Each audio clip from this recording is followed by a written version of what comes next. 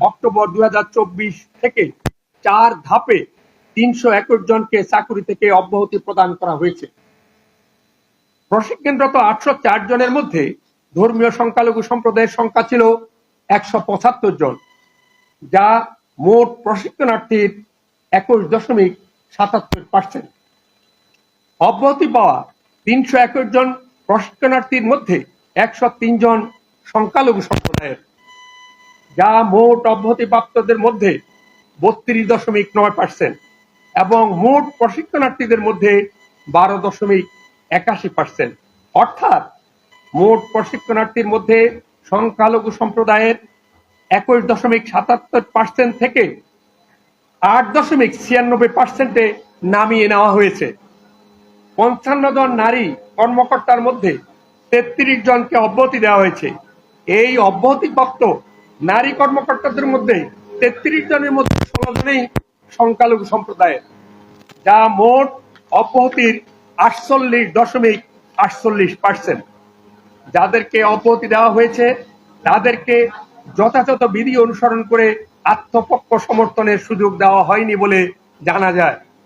আমরা মনে করি এ ধরনের প্রক্রিয়া বাংলাদেশের প্রচলিত আইন ও বিধির সম্পূর্ণ পরিপন্থী এবং মানবাধিকারের সুস্পষ্ট লঙ্ঘন।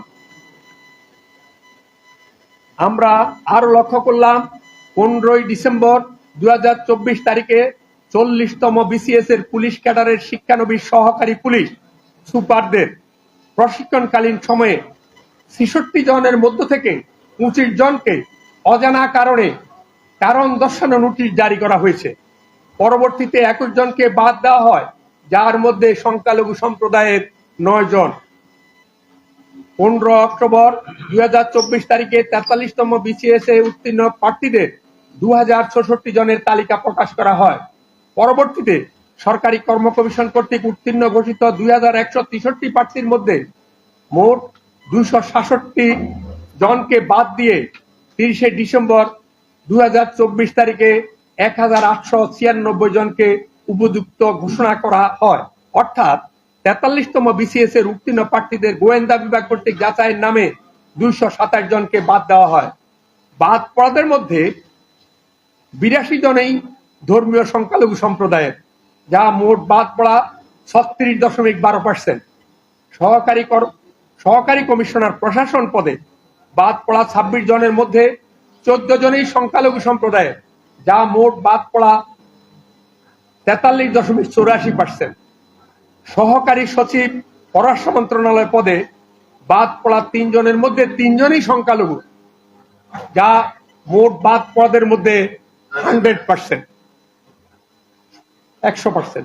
সহকারী কর কমিশনের ক্ষেত্রে বাদ পড়া 7 জনের মধ্যে 5 জনই সংখ্যালঘু সম্প্রদায়ের, অর্থাৎ এই ক্ষেত্রে বাদ পড়ার হার 71.42%। সহকারী কমিশনার শুল্ক আবগারি যে একজন যোগ্য বিবেচিত হয়েছিল তাকে বাদ দেওয়া হয়েছে। একইভাবে সহকারী খাদ্য নিয়ন্ত্রক পদে 15 অক্টোবরের সার্কুলারে উল্লেখিত 2 জন সংখ্যালঘু সম্প্রদায়ের প্রার্থীর নাম 30 ডিসেম্বরের সার্কুলারে হারিয়ে গেছে। অনুরূপভাবে প্রভাষক সমাজবিজ্ঞান পদে বাদ দেওয়া 5 জনের মধ্যে 5 জন এবং প্রভাষক ইংরেজি পদে বাদ পড়া 8 জনের মধ্যে 6 জনেই সংখ্যালঘু সম্প্রদায়ের। অন্যান্য পদসমূহে বৈষম্যমূলক আচরণের প্রবণতা পরিলক্ষিত হয়। এটি ছিল বিসিএস ক্যাডারদের নিয়োগের একটি চিত্র। বর্তমান অন্তর্বর্তীকালীন সরকারের দায়িত্ব নেওয়ার পর হাইকোর্টে 23 জন বিচারপতি নিয়োগ দিয়েছে, এর মধ্যে 1 জন মাত্র সংখ্যালঘু সম্প্রদায়ের।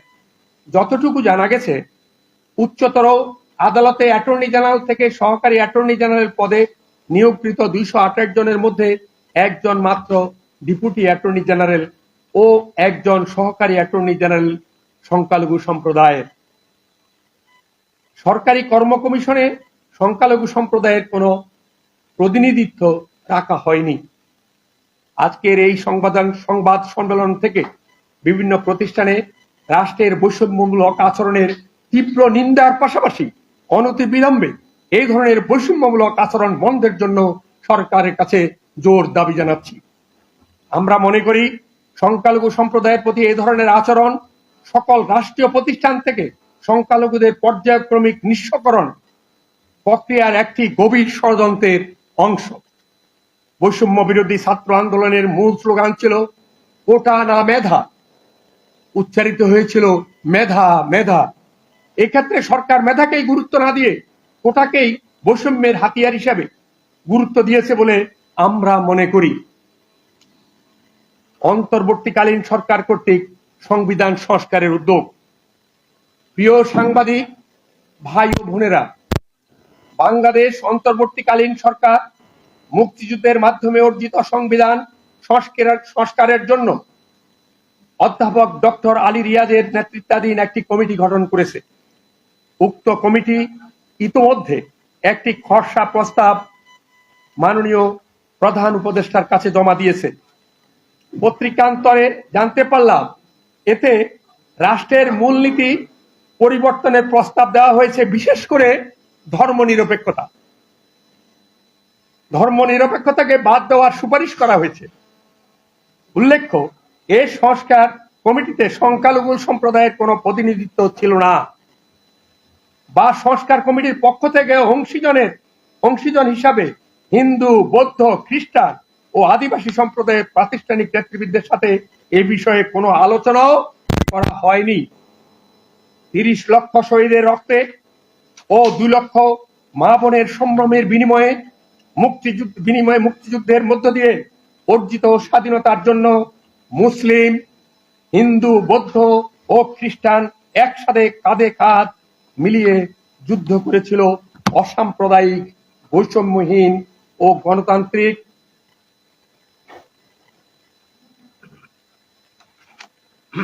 ও ন্যায় বিচার ভিত্তিক রাষ্ট্র ও সমাজ প্রতিষ্ঠার প্রত্যয়ে। স্বাধীন দেশে 1972 সালে 4 মূলনীতির উপর ভিত্তি করে গণপ্রজাতন্ত্রী বাংলাদেশের সংবিধান রচিত হয়েছিল।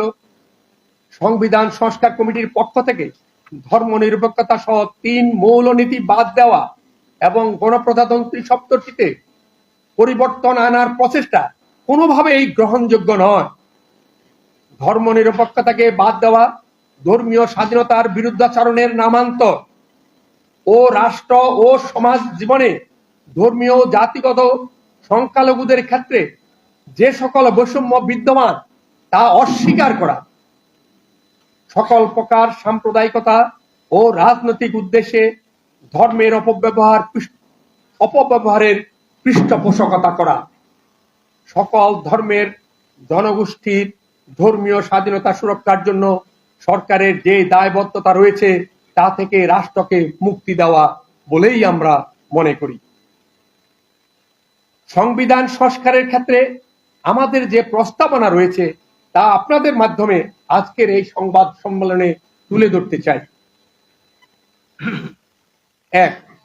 জাতি, ধর্ম, বর্ণ নির্বিশেষে সকল নাগরিকের জন্য আইনের শাসন, মৌলিক মানবাধিকার এবং রাজনৈতিক, অর্থনৈতিক ও সামাজিক সাম্য, স্বাধীনতা, সামাজিক সুবিচার নিশ্চিত করার জন্য বর্তমান সংবিধানে যে প্রস্তাবনা রয়েছে আমরা অঙ্গীকার করতেছি যে সকল মহান আদর্শ আমাদের বীর জনগণকে জাতীয় মুক্তি সংগ্রামে আত্মনিয়োগ ও বীর শহীদদেরকে প্রাণোৎসর্গ করতে উদ্বুদ্ধ করিয়াছিল, জাতীয়তাবাদ, সমাজতন্ত্র, গণতন্ত্র, ধর্মনিরপেক্ষতার এই সকল আদর্শই এই সংবিধানের মূলনীতি হইবে। আমরা